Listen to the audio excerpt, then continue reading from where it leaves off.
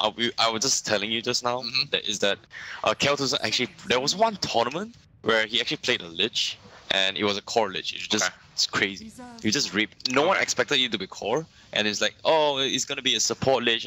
Wasn't expecting it. Suddenly Dragonlance Maelstrom. The money hits that 150 damage talent. Well, it could happen if they end up like getting really low on the score and like, might as well just throw every sense and reason out the window and just pick up a core Lich.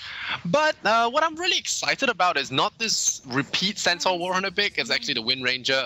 You were mentioning about give me that support Wind Ranger. Yeah. I think Wind Ranger has some potential for exploration here because her buff recently to a power shot, enabling to do like 180 at level 1, and just lets her work better with fewer skill prefer points. a core Wind Ranger though. Yeah, core Wind Ranger could work. Like previously, we have seen Sumail and several other teams actually play core Wind Ranger. Then after that, there was this patch where Shackle is destroyable, and then Wind Run you can be purged. After that, people just stop playing. Yeah, but it's still strong, right? She's just it's a very high skill hero. You have to be it's one of those heroes where you have to be very familiar with the hero. So you gotta have like a specialist to actually know how the hero works, feels like. And but at one point, everyone was just spamming Wind Ranger mid, Wind Ranger mid. It's not that just that there are heroes that does her job better than her, and it's very hard. But to I kind of agree. The justify. power shot just brings so much value in the table. Even her talent changes. Her talents actually change. I still wish they'll put talents into the draw screen. Game, we can talk about it. Into the draw screen. But yeah, her talents, the level 10 one stayed the same. It's the 4 mana regen. The level 15 talent does give her a choice between extra Windrun move speed and 40 base move speed, and then the level 21 gave her something else. We'll go back. I can't remember. You will have to see it. But at level 25, you have that option to get that 3-second cooldown power shot, which is kind of cool because you pretty much just spam it non-stop. But ultimately, I think Shackle is still pretty game breaking. She doesn't need that many items to hit pretty hard. I think just Aghanim's allows her to do quite a bit of DPS in the fight. And early game power shot, it really boils down to how well does Windrunner uses a power shot. If she's core, it's still very powerful lane control. True. If she's a support, still able to snipe and chip away at that off lane. True. But enough about that. We have got Sand King. We picked up here for RRQ. How do you like your Sand King? I really like Sand King because like in off lane, Caustic Finale just brings so much in terms of value. I don't really fancy the position for Sand King actually. Okay. Like in some situations, like back in the days, position for Sand King, you stack the camps, it's easy, you farm, good. But this current patch, it's quite hard. Like I've seen, I think Bazaar Youth they play Sand King. It was okay. It was impressive. Early blink daggers, but I'm still not amazed by a position 4 Sand King. Position 3, yes. So you want a dual lane Sand King, a Sand King Omni Knight, Sand King Slaughter kind of. Yeah. 2-1-2. Okay, there's no Slaughter. 2-1-2 better. Yeah. Okay. So, but in some situations, Dazzle Sand King is very disgusting. Like I've been mentioning this over and over again. Reason being is that right now, like you pair Dazzle Sand King, you just hit a few hit creeps, you just lure it to enemy, procs a simple stun. When the enemy units just comes close enough, you just a casual heal bomb and proc with the Caustic Penalty bombs, it just destroys one hero immediately. I'll have to see it to believe it. Does seem a little abstract for now, but might actually just pair him up with a Lich. You say they fancy the Lich a lot. True. A Lich and Sand King can be a very dominant lane, able to sap that EXP at the same time, keeping the creep wave far back enough for the Sand King to farm safely. And of course, now we have an Invoker, a hero not too uncommon to our current meta game or any of the meta games as of late. Actually, it's just been a popular hero. Yeah, it's always been a popular hero. Like after when 7.0 came, it died down a little bit, but after they made some changes towards the tornado cooldown and stuff like that, people stopped going for the AoE Deafening Blast. And it's like Octarine, I think who was it? Middle one they did it? Like 9 second spams in the show on Showcase, and then everyone started using Invoker. Yeah, I think I'm sure many of them discovered it when they saw the patch. True. The patch notes definitely triggered something in them to go test it out. And of course, you can do the simple math. Octarine plus the reduction, you get a 9 second cooldown tornado. Take into account the lift time, the travel distance, you got like constant spams. True. Now we see a Weaver. And this hero also not too uncommon after the changes that it's made to him, making him stronger and stronger over time. How the metagame has shifted into a more aggressive team fight kind of lineup. We were very good at that early aggression. What remains to be seen is, do we see a support Weaver, that position 4 that is favored by some teams, or do we just see a core aggressive tri-lane kind of Weaver? Like I kind of agree. Like what you say, support Weaver. I believe most of the top teams, tier 1 teams, they love playing support Weaver. But this is a C region, right? Like from my perspective of analyzing C teams, is that teams like Geek, teams like Bazaar, they love playing the Weaver core, where they somehow transition into getting the acceptor. They prioritize the acceptor on the Weaver, where like right now, Geek they have Centaur Warrunner, right? Like it's pretty tanky, he's going to take up a lot of damage, and then you just casually time lapse away, and it's just full HP, and you're gonna reset the entire fight all over again. Yeah, which is it's going to be made a little bit more difficult with Timbersaw now being brought into the fray. My concerns with having a Weaver on the field is, of course, the long disables that are available on RRQ. There's the Sand King for the instant Sparrow Strike. There's also the Shackle Shot. All these things very dangerous. Shackle Shot, you can actually destroy it with Sukuchi, right? Yeah. Yeah, that is if they don't have vision, but the whole thing is that if you get hit by one of these, you're just likely going to die. Fair enough. The Timbersaw now, they do have Disruptor in terms of a counter, but I think they're going to need a little more firepower than that to be able to deal with this Timbersaw offlane. It does look like we might have a Sand King Windrunner support duo, so we might see a position 4 Sand King. Okay. I'm not sure if it's going to be the case. The Wind Ranger not often picked, so RRQ, they definitely have a plan going into this, but Geek Fam, see what they pick up here will really reveal a lot about their draft. Speaking of Geek Fam though, like we've seen time and time again this team has been they have this flashy signature heroes, like they're very comfortable with playing Terrorblade, Dazzle, Nepo as well occasionally. Bat Rider was during ESL they always first picked it. And right now they're going to be picking a Bat Rider for offlane, so this is going to be a position 4 Weaver, you know.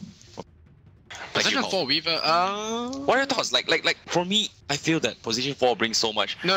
You think it's going to be a position 4 Weaver? I feel like it's going to be carry Weaver. Position 1. It could be that as well. They have that flexibility of changing things up and spicing things up. I don't know who's mid then. Bat Rider. I don't know. I haven't seen a Bat mid in a while. Bat mid is good. Like I believe Teehee plays a really sick Bat Rider. I mean, it's not terrible. It's possible, but one way I see a position 4 Weaver happening is a Centaur Weaver Disruptor tri-lane.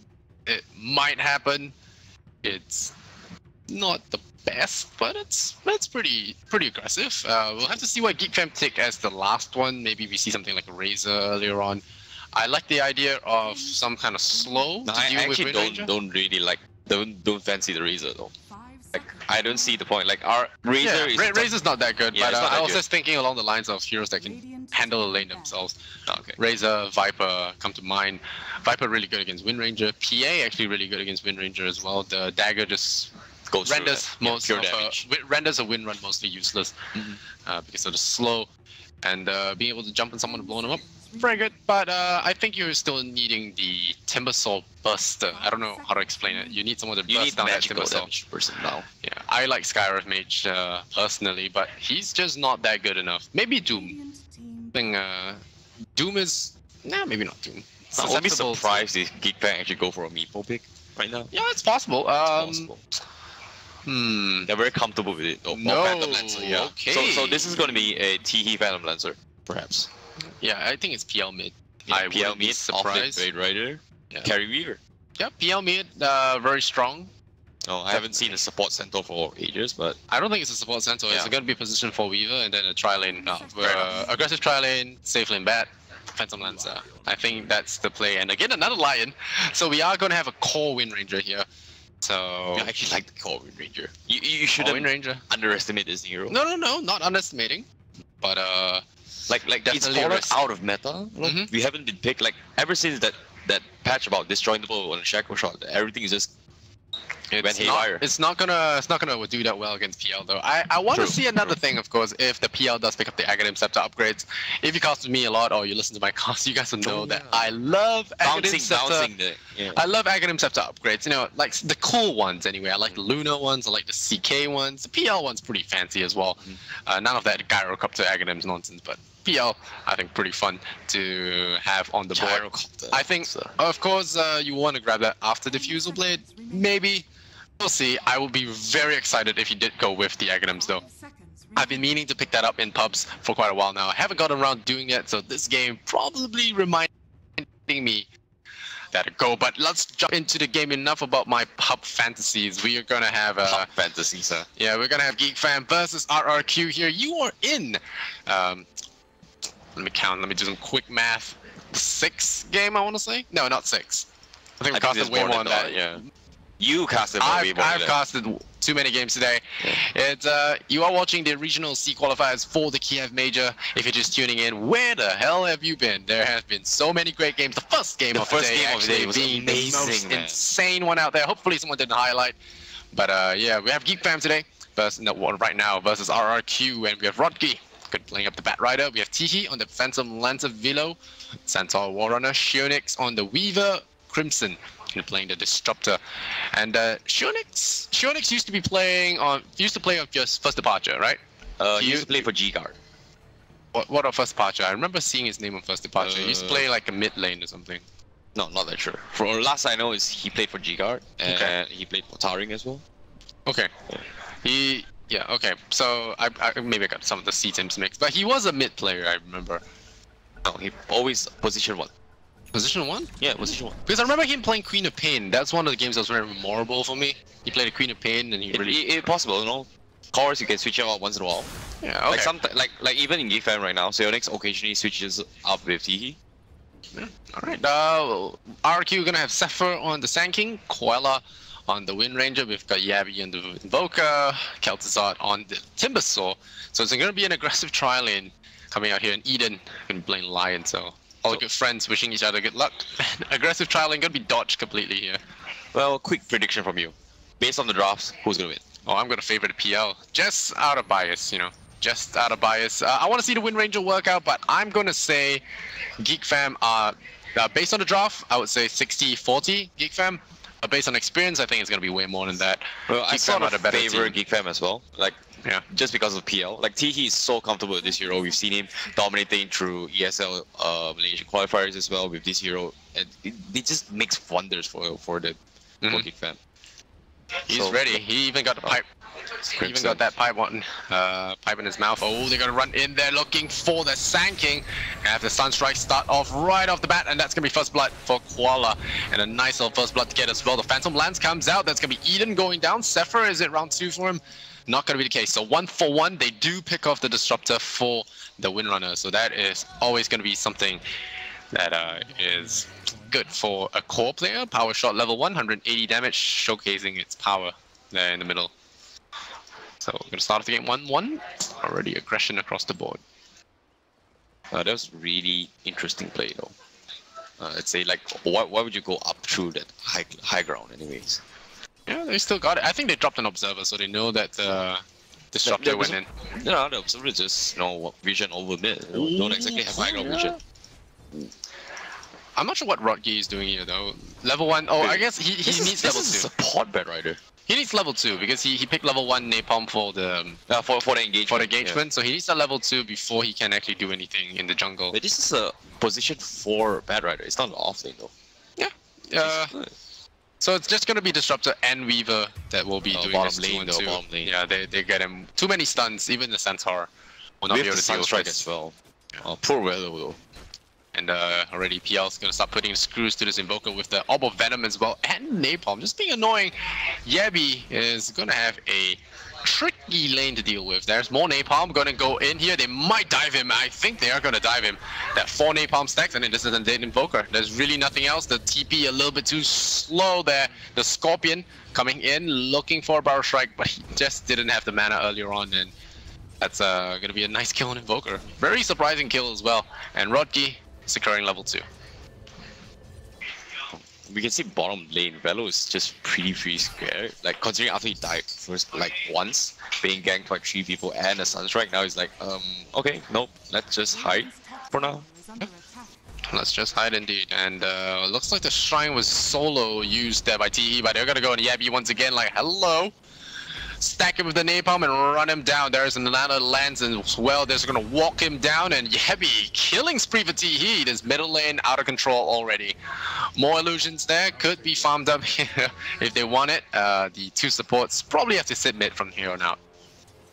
The rotations for Roger has been on point so far. Like it's 2 minutes in the game, he's been rotating twice, and it's just causing so much problem for this Invoker already. Yeah, it's crazy, you know.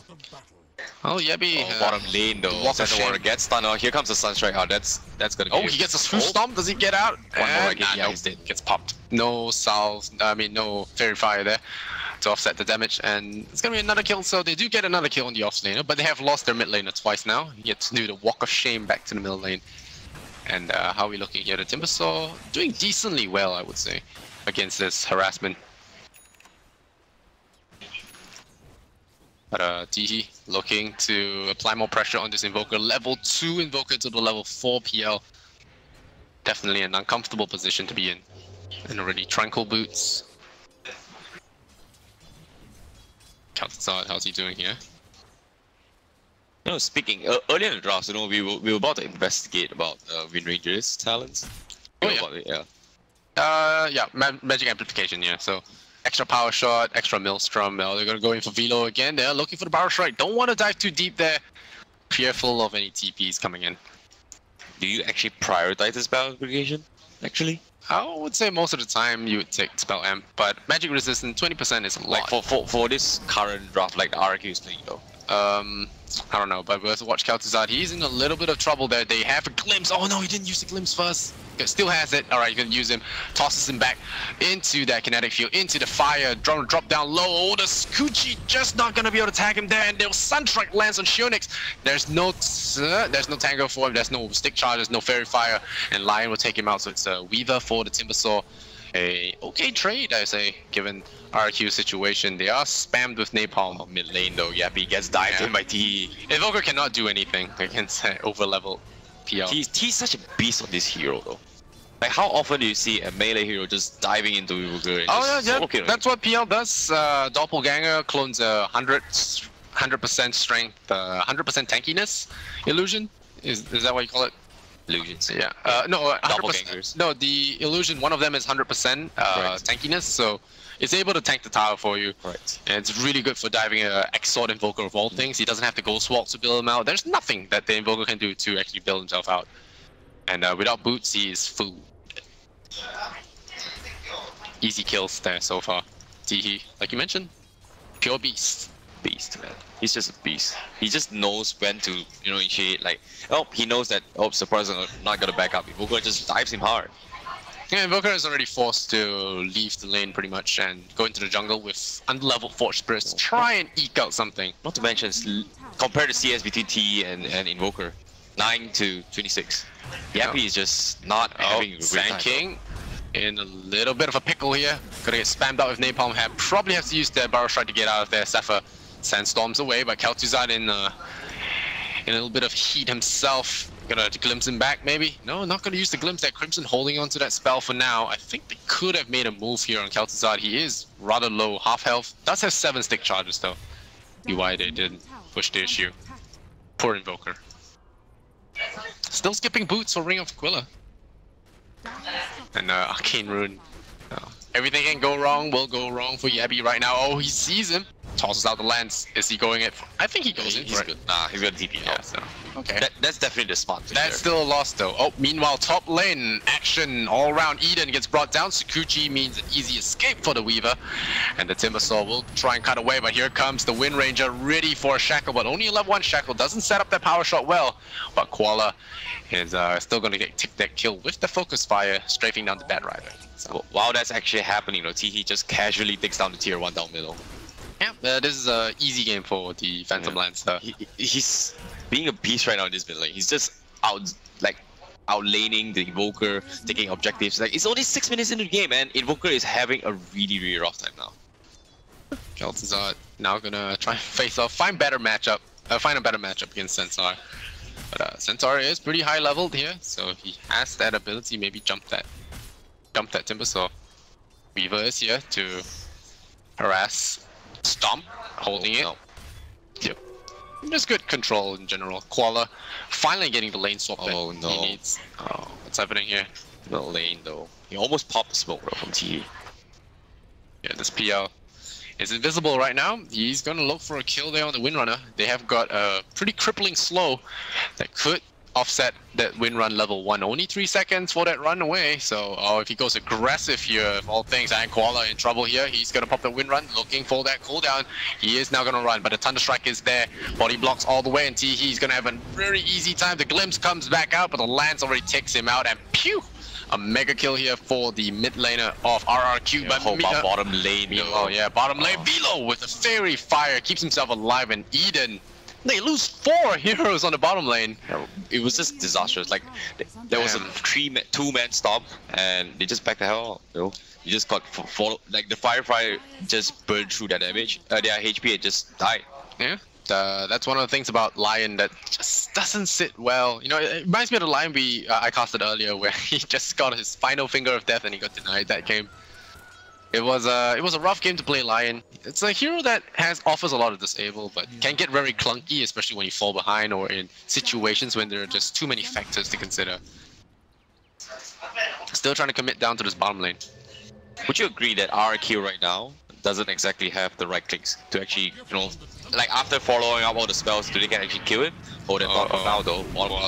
Zephyr gonna try and stall it up. There's a nice Sunstrike as well to turn things around, but it's a low-level Sunstrike because your Invoker is just so damn poor. And there's your Wind Ranger going down, and Eden about to feed another kill with Shonix as well. You could hex him, but he has Sakuchi, and he has a bailout in terms of that R button as well. But Eden will not be getting out of this one alive. He goes for the Impale. Will he find it? That Sakuchi taps him, and that's it. Eden now to the feeder, huh? Yeah. Amazing. More deaths going over, and I mean, not too unexpected. Geek fam. Yeah, Geek fam is just slowly dominating everything right now. Objectives over objectives. I wouldn't even say it's slow. It's pretty brutal the way they're sometimes you gotta, you know, be gentle with it. You know? Yeah, of course. Yep. Yeah. The Timbersaw now gonna pull back in, and there's the Disruptor with the silence as well. He will be able to get out of the way. Yeah, that was instant good reaction there. Yep. And Teehee just saying, you can't do much to me. You want to try Barrel Strike? It's probably not going to kill me. There's a Shackle Shot, but he doppelgangs away, and now he turns it around on them. They don't even know. He's just baiting, and the Lance comes out. Oh, there's a bait. He might actually die here. Yeah. Overcommits, and he gets blown up by a Sunstrike. He actually microed his illusions to silence that he was expecting an RQ to go away, but yeah, they know. Yeah, they knew. And Yabby gets a big kill on his belt, and that almost brings him up to his Midas, so he might just recover. Might. But looking at the net worth, it's pretty dumb right now. Yeah. Like Geek Fam is just leading. Like Teehee and Rogi. You know, it's the position for Bad Rider, but it's on the second net worth. How is this possible? Like he's been sharing the fame, and he has the Blink Dagger, so 10 minutes a game for a position 4 support, level 8. Yeah, he's managed to roam. He's managed to get the jungling done, and now they're gonna throw out a Lance onto Koala, chipping down his raindrops. And the one hero army coming in here. Koala, you're gonna try and stun him from the sides, but look at this Wind Ranger. He's taking so much damage just from Teehee's illusions. Yep. It's crazy. Going for the Diffusal Blade. I still want to see that Agnims. Not an accident, really. Gotta see it. Even if it was fun memes. Okay. Yeah, you're gonna do a Naruto. Oh, right? They're gonna be stunning him up. There's the finger as well. No finger. They're just gonna blow up the Phantom Lances. So he's down. The lasso gonna pull that Sand King into the silence, so they will at least get a revenge kill, but they lose their PL again, which is pretty detrimental to them. The Sunstrike actually getting that kill, so for that top lane, you can see Kel'Thuzad wants to dive onto Velo though. Velo dropping very low. It's hiding in the jungle. Chakram.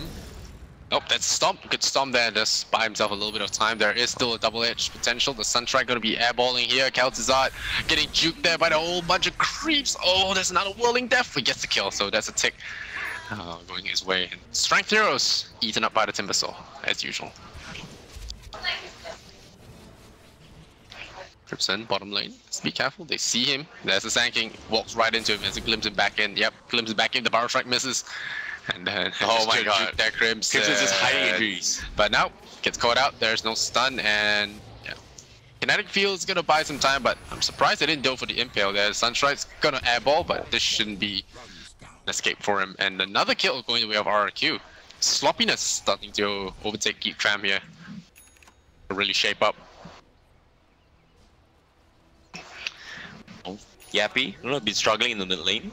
He's finally got his hands on Midas. So what's the next step for Invoker? Like, surprisingly, he's losing so much, and suddenly he's chasing by Never. Get your farm, and that's it. Get your Aghanim's by 20 minutes. It's very doable. It's done by most mid laners.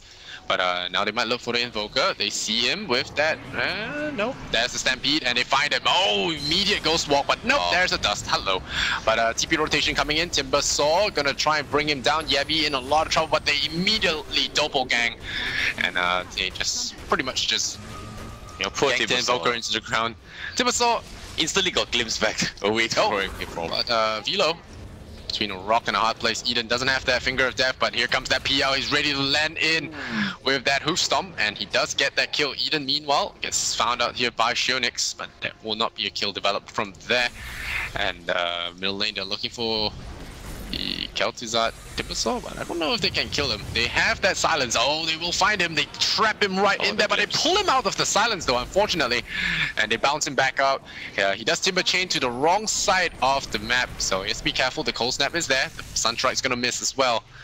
And I would say a slight mistake glimpsing him back, but overall I don't think there was enough burst to get him anyway. Radiant will take another tower bottom.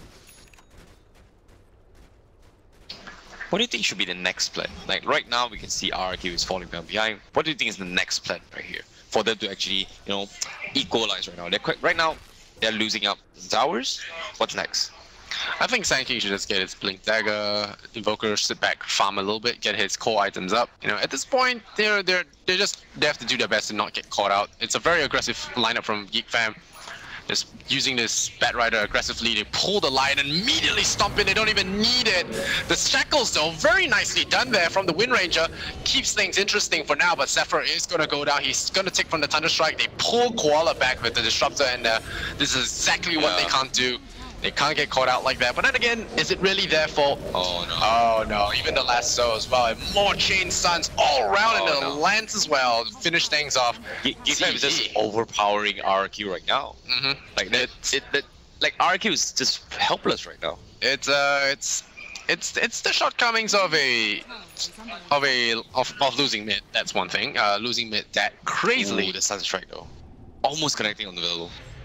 But thanks to Rogi, he actually split the damage and he actually survives. Yeah, it's also the lineup of RRQ. They're very fragile. They're very clunky. Batrider just really, and Batrider and PL just creates so much chaos that you can't actually get the targets. Like Wind Ranger's more like a precision hero, so when you have so many targets all around the place, it's very hard to focus. And now they go for Rocky again. They don't have the lasso, but it's not going to be needed. They just jump on top of him, they napalm him up, and yeah, there you go. Velo getting another easy kill. Invoker dying for the 5th time this game. RRQ is just falling apart right now. But surprisingly, like Invoker is like he died 5 times. His net worth is still on par. Yeah, Invoker is a pretty good farmer. He's got Midas. He's been doing nothing but farming chaos with Sunstrike. That's how you play Exort Invoker. If you watch all the highlight replays, they pretty much just get kills with that farm. They farm and then they get Sunstrike kills and then they just do the combo. And now we're gonna have a Stampede rolling in. They do not have the lasso for now. The horse steps in. They drop the silence onto Lion, onto the Wind Ranger. Poor old Lion. This is gonna be one of those games. The pull back in Zephyr as well. He has Barrel Strike in 1 second. He's gonna try and peace out. Will he get out in time? Here comes Velo, gonna chase forward. The Chakram is there, so they're not gonna overcommit. They got 2 kills, very sweet kills to get as well. And they're gonna leave it at that, Zephyr. He does have his Diffusal Blade available as well. That's the biggest power spike of PL. Yeah. And Wind Ranger is not gonna be having a good time. Like every time he's been runs, like you said, Phantom Lance cancels most of the movement speed, stacks with the Diffusal Blade. She's practically gonna be standing just there. Walking on the spot, and PL is building to the blink, so I don't think we'll see an Aghanim's, man, Terrence. I don't think we'll see an Aghanim's. No, I don't think so. Game might probably end before then, but we'll see if RQ can hold the line. They have the heroes too. They have the Epicenter, they have the Timbersaw, but the Timbersaw is not the most farmed of Timbersaws, and the Wind Ranger trying to be relevant in this game, but just really falling short with all that constant pressure coming out here. You see the Sand King trying to get his dagger. Never happening. The Sunstrike though does find it. Zephyr stays alive. That Finger of Death buying him some time, but he will get hex. No, the nice hex there keeps him alive. And Eden, wow, and he might actually get out himself. Sick plays there from the line. Really close. Nicely done. They turn it around, and the Sand King has the line to tank for sure. All right, now PL going in for the Timbersaw.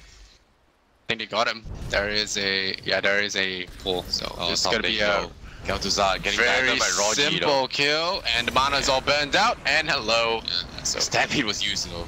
Yep, Stampede used. Not gonna be able to get out there. Shunix playing a little bit careful. He has the Dragon Lance, but don't want to risk getting changed on that. Yeah. Oh, unfortunate. There's gonna be a Sunstrike as well. Gonna absorb that with the creep wave. Stays alive. There's the time lapse immediately brought out, and now Eden is going to be facing the Weaver.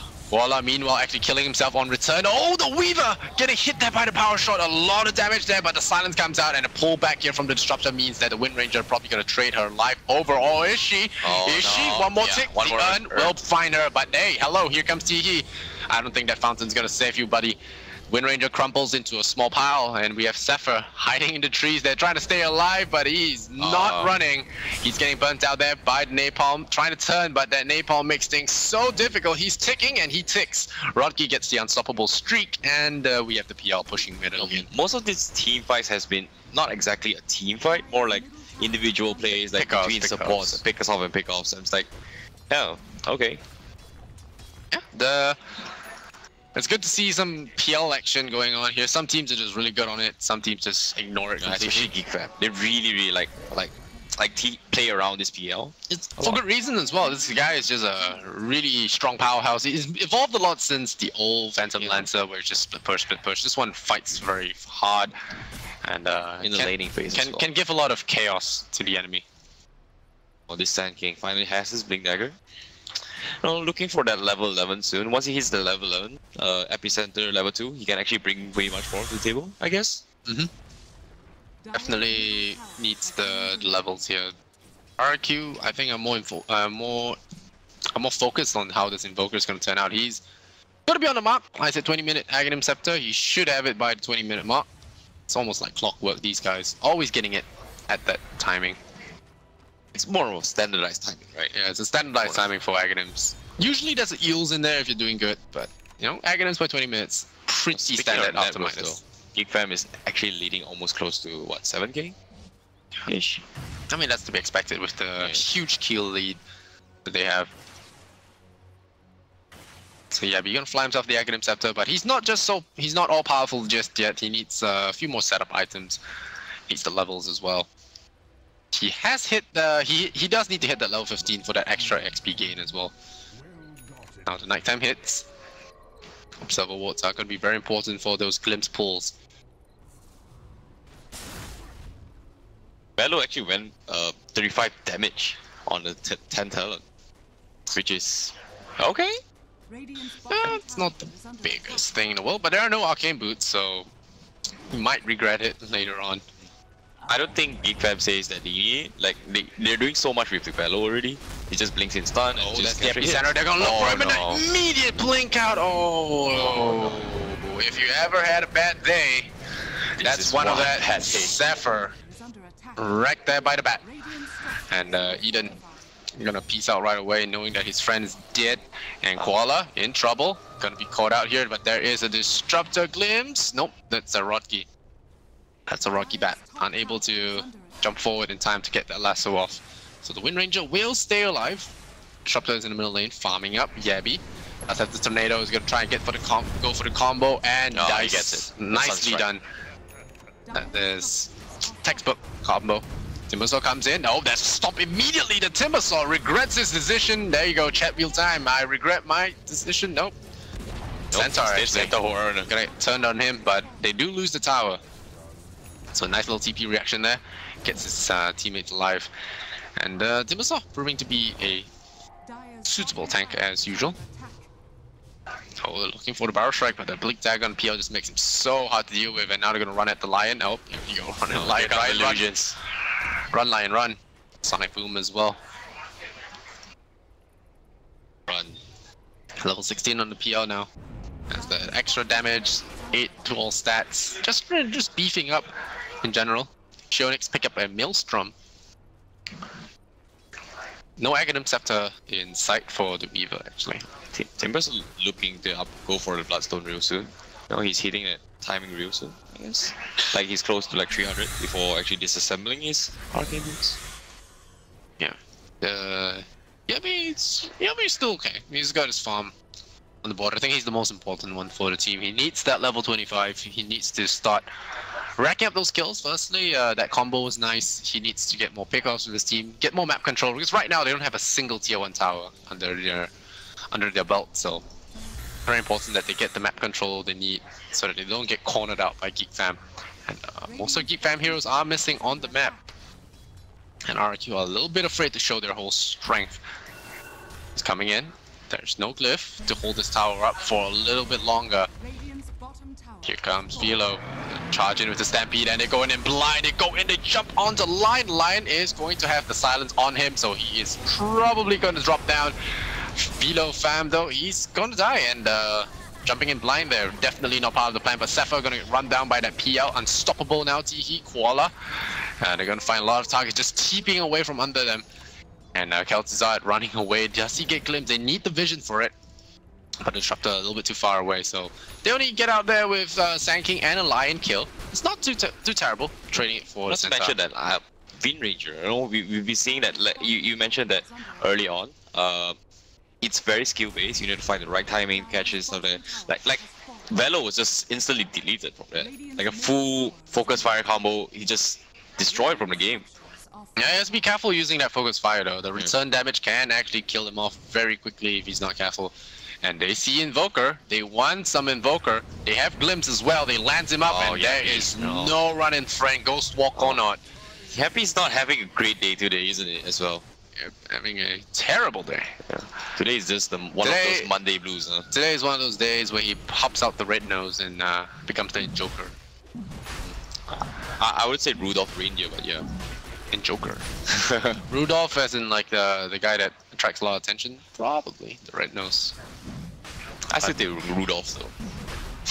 It's gonna be an easy Roshan here for Geek Fam. Without the Invoker, no hope of contest. Scoreline is 32-16 actually, double the kill score for Geek Fam compared to RRQ. And Koala does have that brand new BKB, so he's gonna be looking to do some damage, I guess. You know, Focus Fire can kill off one of the supports. You know, it's gonna be easier for him to actually dive the Disruptor, considering that Static Storm is always there. He's just fear, you know, constant fear of it. So BKB is gonna help him a lot. I think he needs that Aghanim Scepter and maybe a Blink Dagger, which he is actually looking towards now. I don't think he needs the Axe Scepter that early on though, considering that the Maelstrom does bring much more value compared to that. Yeah, the Blink Dagger definitely gonna be helpful for positioning. Mjolnir now on the Weaver. Maybe we should start praying for T to actually go for the Axe Scepter, because he's growing bigger and bigger right now. Yeah, I want to see an Axe Scepter. Wow, Sepher running right in here onto the Weaver. Oh, very brave, and not like I know, this. you know, as Juggernaut says, fine line between bravery and stupidity. That was definitely edging close to that line. That was not wise. I don't know what his plan there was. Maybe Barrel Strike and then blink away for style points. But yeah, he definitely gave that life away. Yeah, Sepher has died 9 times now. Like One more won't hurt. That's the thing. Most of these deaths has been, you know, questionable. Kel'Thuzad getting swarmed here. Might have to just hit the Sudoku button. Oh, he didn't. Impales up the Ocean Wave. Alright, so the PL just single-handedly just stalling this whole push right now. Yeah, even has the Manta. Velo gonna be having that Scepter really soon as well. 600 more go. Once the Scepter is up, Geek Fam is just gonna overrun RRQ, just like that. This could be very good for them, Eden. Hiding in the Eden. singular tree there. Don't know if they see him. Probably not. They're all hiding in the trees. Get TP out of there. You're looking at a HY mortal thing here. T. We're chipping away the ancients. And Shionix. Mjolnir on the Weaver, not going for the normal Desolator, which is certainly interesting, but it does help him push a lot faster. Give the tank, give the lightning shield to the Centaur. Pushing creep base would be faster, right? Like, yeah, I think taking towers Deso would be better, I guess. Killing people as well. Yeah, true. But yeah, definitely a tower thing, a Roshan thing. But right now, Zephyr is doing the weird stuff that he's been doing again. You also have a BKB on the Bad Rider as well. Punish. Looks like punish to me. Punish. Here comes the PLs. Hello, you throw your tornado. What's up? What up, Yabby? Really, what up? Yep. Yeah. It's depressing. He can't do anything. He just runs through your ice path. It's great to see ice path getting counted so hard. Zephyr, wow, making some crazy dives here to get some creep waves. All right, now it's a matter of does he get out? Points. He gets out. He finally gets his style points that he needs. Got 2 creep waves and got out. Pretty good. Oh, Velo. Just diving deep. Yep, Velo has the Aghanim, so it's time for pain resistance. Still no Aghanims from TT. I'm sad. He solo popped a shrine for 200 mana. I'm reporting this guy. That was not cool, bro. Oh, we have a gem pickup on Sand King. Just for Psionics. They have a gem pickup, but immediate pull out. That's what happens when you hit the Observer Ward. Eden immediately getting swamped there by the Fisherman. Takes him out with the spear, and no, Kel'Thuzad getting glimpsed as well. Not gonna get out of there, forced to use the Bloodstone. And it's time to knock on that front door. The Aghanim Scepter arriving just in time. We have 5 seconds for that Stampede. I don't know what RRQ can do this except burst Velo down before anything happens. But Shionix does have that just Aegis. There, though. Like, Wind Ranger can just burst down Velo on the spot, no, single-handedly. But like you said, return aura just brings so much to value, you know. Yeah, the Phantom Lance is just ready to pounce at any moment. That Zephyr really should not be in the front lines there. Oh, nice style plays. Does get the lockdown there on Weaver. Weaver will drop. The Finger of Death gets deployed, but it's an Aegis life that he just wasted his finger on. So he might want to. Actually beat out a lot of spells as well. Might want to be a little bit less trigger happy in the future, but Shionix nearly walks into a Sunstrike.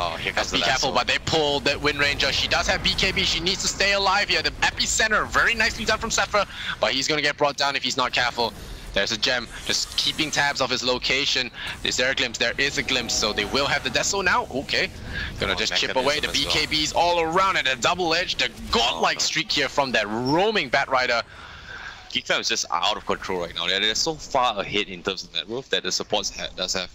It's pretty hard to kill all the supports. Like look at this. Like Disruptor has Urn, Disruptor has Mechanism. He's just so tanky. He just tanked through the entire Epicenter's ultimate, and he just lives to see another day. You know?